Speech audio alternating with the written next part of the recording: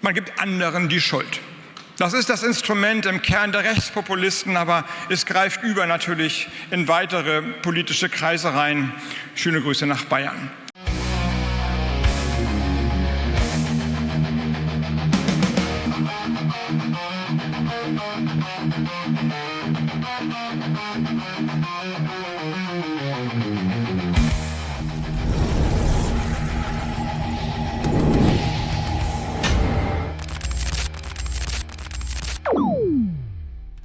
Hey Leute, willkommen in der Realität. Robert Habeck hat mal wieder den absoluten Dreh raus. Er schiebt den Rechten vor, dass sie immer anderen die Schuld geben, während er sich selbst als die einzige Lösung hinstellt. Aber Moment mal, genau das machen doch die Grünen. Er tut so, als ob nur die anderen für alles verantwortlich sind, während seine eigene Partei in Wirklichkeit schon immer die wahren Schuldigen für das ganze Chaos waren. Die Grünen verkaufen sich als die Helden, die alles richtig machen. Dabei sind sie die Ersten, die mit dem Finger auf alle anderen zeigen, wenn's schief läuft. Schaut euch dieses Video an, um zu sehen, wie Habeck die Wahrheit verdreht und sich selbst reinwäscht. Wenn euch das auch so auf die Nerven geht, dann lasst ein Like da, abonniert den Kanal und kommentiert, was haltet ihr von Habecks Show. Auf geht's! Ich gerne die verbleibende Redezeit nutzen, um aus meiner Sicht einmal zu sagen, was mich umtreibt. Und das ist, dass man Politik und Wahlkämpfe im Prinzip auf 3 verschiedene Arten betreiben kann. Abweichungen und Übergänge sind natürlich immer möglich, aber grundsätzlich kann man sich zwischen 3 verschiedenen politischen Modellen entscheiden. Das erste Modell nenne ich jetzt hilfsweise das Wohlfühlmodell oder den Wohlfühlwahlkampf. Der läuft dann im Kern auf Plakate und Thesen raus, wie „Sie kennen mich" oder „keine Experimente". Sie gaukelt den Menschen vor, dass durch Abwarten, durch Aussitzen, durch Nichthandlung Probleme gelöst werden.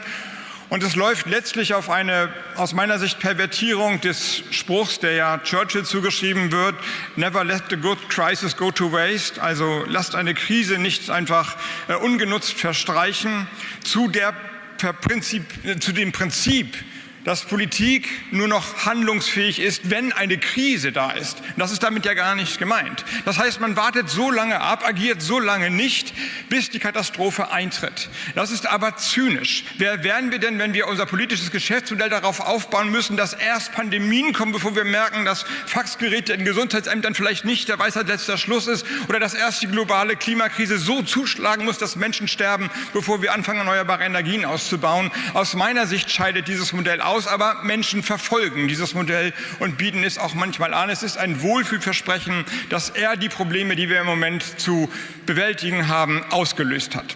Zweitens, man gibt anderen die Schuld. Das ist das Instrument im Kern der Rechtspopulisten, aber es greift über natürlich in weitere politische Kreise rein. Schöne Grüße nach Bayern.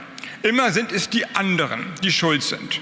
Also die Migranten, dass wir so wenig Wohnraum haben, die Ampel, die schlechteste Regierung aller Zeiten, bis man auf einmal merkt, dass man die schlechtesten Koalitionsverhandlungen aller Zeiten führt.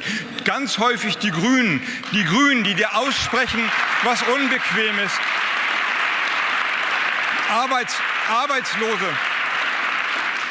Arbeitslose, die den Wohlstandsverlust in Deutschland zu verantworten haben. Es ist die Idee der Entsolidarisierung, denn immer sind es die Gruppen, die für Minderheitenrechte, Minderheitenansprüche stehen, die sich nicht laut wehren können, die verantwortlich gemacht werden für die Fehler oder für die Probleme einer Gesellschaft. Auch das ist ein politisches Modell, das betrieben wird. Es hat nur das Problem, neben der Unanständigkeit dieser Denkfiguren, die dahinter stehen, dass, wenn man dann auf einmal in die Verantwortung kommt, die Probleme gar nicht weg sind. Denn das sind ja Fehlanalysen gewesen. Natürlich können wir Wohnungen bauen und eine ordnende und humane Migrationspolitik betreiben. Zu sagen, wählt mich und dann sind alle Probleme weg, das ist dann die Konsequenz dessen, und auf einmal wird man gewählt und die Probleme sind gar nicht weg. Und das dritte politische Modell ist, das, was man sieht, auszusprechen. Einen Wahlkampf zu führen, der auch die unangenehmen Fragen, Sicherheitsfragen, Unterstützung der Ukraine, wie finanzieren wir die liegen gebliebenen Investitionen in Infrastrukturen, ausspricht. Und das hat dann die Konsequenz, dass man auch im Wahlkampf unangenehme Debatten führt bzw. sie selber führen will. Der Verfassungsrechtler Ernst Wolfgang Böckenförde hat mal gesagt, Demokratie beruht auf Voraussetzungen, die sie selbst nicht garantieren kann.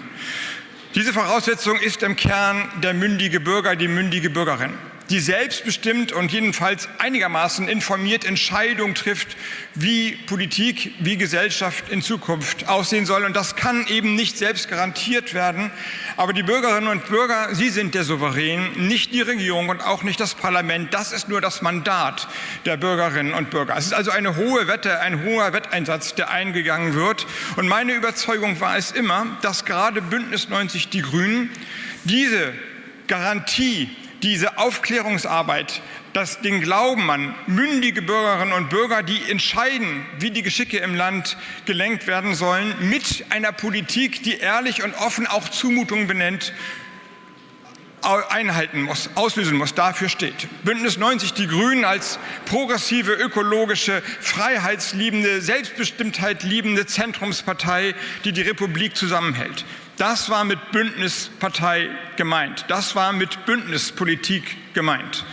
Auch sie lebt von Voraussetzungen, die sie selbst nicht garantieren kann. Das nämlich die ausgestreckte Hand, der Versuch, Allianzen zu schmieden, die über die eigene Parteiüberzeugung hinausgeht, darauf vertrauen muss, dass andere die ausgestreckte Hand auch ergreifen.